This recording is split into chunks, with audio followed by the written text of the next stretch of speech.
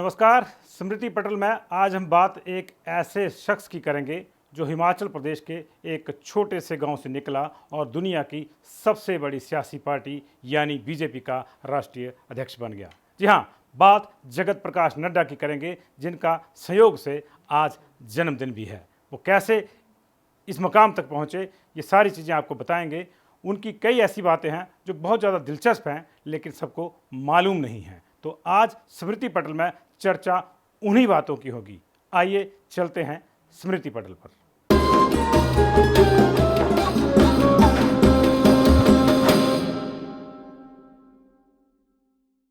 कहते हैं जो किताबों में है वो तो सबका है, अब तू बता कि तेरा तजर्बा क्या है।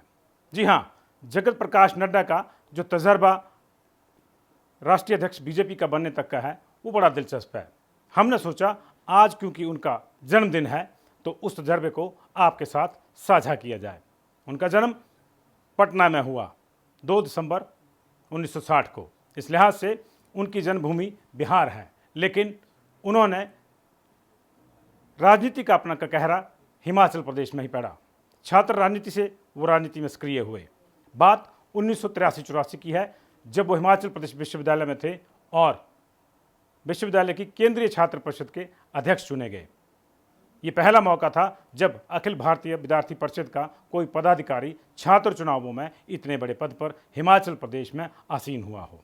लेकिन क्या आप ये जानते हैं कि नड्डा हिमाचल प्रदेश यूनिवर्सिटी के वाइस चांसलर भी रहे हैं? जी हाँ, ये दिलचस्प किस्सा भी 1983-84 का ही है। दरअसल छात्रों की मांगों को लेकर जगत प्रकाश नड्डा एबीवीपी के साथ मिलकर आंदोलन कर रहे थे, लेकिन चूंकि एबीवीपी का वॉल्यूम उतना बड़ा नहीं था जितना आज है, इसलिए इस आंदोलन को उस समय अखबारों में या जनता में सुर्खियां या लाइमलाइट नहीं मिल रही थी। तो क्या किया जाए? इसके लिए जगत प्रकाश नड्डा और उनके कुछ साथी 26D कमरे में बैठते हैं, जो न्यू बॉयज़ हॉस्टल का कमरा है एचपी यूनिवर्सिटी का। अब तो वहाँ गर्ल्स हॉस्टल बन गया है, तब ये न्यू बॉयज़ हॉस्टल होता था। कमरा नंबर 26D में जगत प्रकाश नड्डा रहते थे और वहाँ पे एक प्लानिंग बनी। प्लानिंग थी कृपाल परमार की, वही कृपाल परमार जिनका पिछले दिनों बीजेपी से इस्तीफा हुआ, लेकिन नड्डा के दखल के बाद वो इस्तीफा ना सिर्फ रुका बल्कि वही कृपाल परमार आज पूरे ठसके के साथ बीजेपी के उपाध्यक्ष बने हुए हैं। तो कृपाल परमार ने यह सुझाया कि कल हमको वाइस चांसलर के दफ्तर पर कब्जा करना है।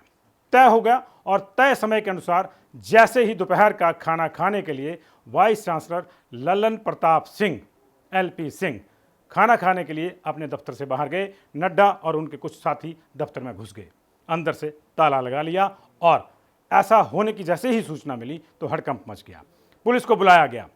जमाना पुराना था, पुलिस को आते आते देर लगी, लेकिन इस बीच में बहुत कुछ हो गया। पहले जगत प्रकाश नड्डा को vice chancellor of Himachal Pradesh university बनाए जाने की बाकायदा नोटिफिकेशन हुई।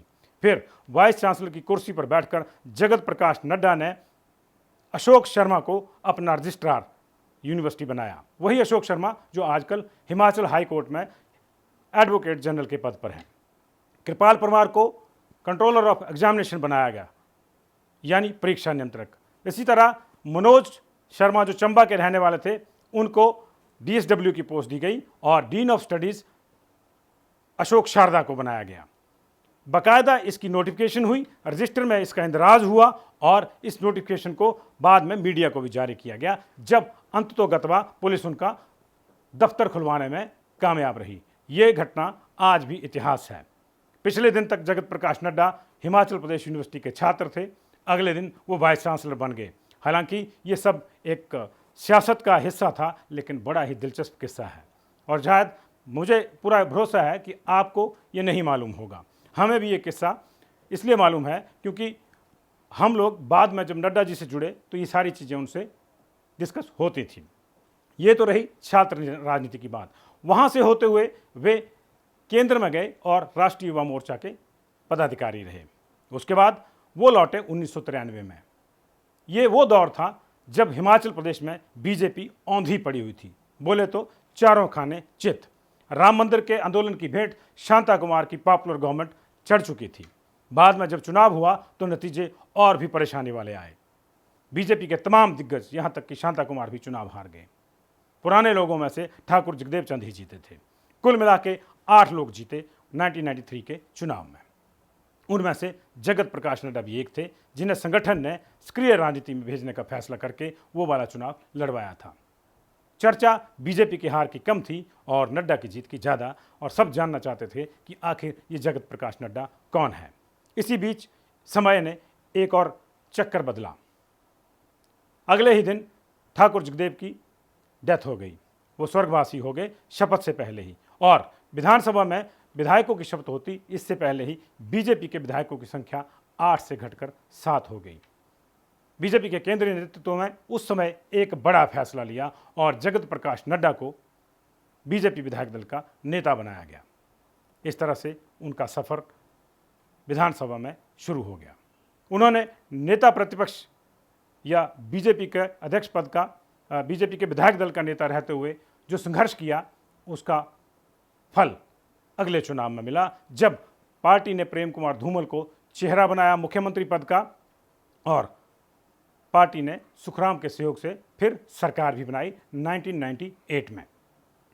लेकिन झटका लगा वीरभद्र सिंह को, जो उस समय तक एक छत्र नेता हिमाचल प्रदेश के माने जाते थे और कहा जाता था कि जब तक वो हैं तब तक कांग्रेस नहीं हारेगी। लेकिन ऐसा हो गया और बीजेपी की हालत भले ही पिछले चुनाव में बहुत बुरी थी, लेकिन अगले ही चुनाव में उसने सरकार बनाई। झटका नड्डा को भी लगा उससे अगले चुनाव में। मंत्री रहते हुए वे अपना चुनाव एक नवोदित सियासतदान तिलकराज शर्मा से हार गए। लेकिन ये जो हार थी नड्डा के जीवन में एक नया सूत्रपात कर गई।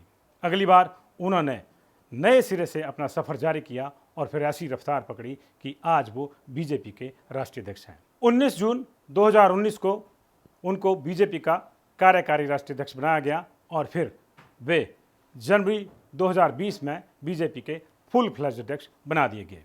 तब से लेकर नड्डा ने कई महत्वपूर्ण सोपान चढ़े हैं, कई महत्वपूर्ण उपलब्धियां हासिल की हैं, कई चुनावों में बीजेपी को अभूतपूर्व जीत दिलाई है। ये तो थी उनके सियासी सफर की कहानी। नड्डा यारों के भी यार हैं।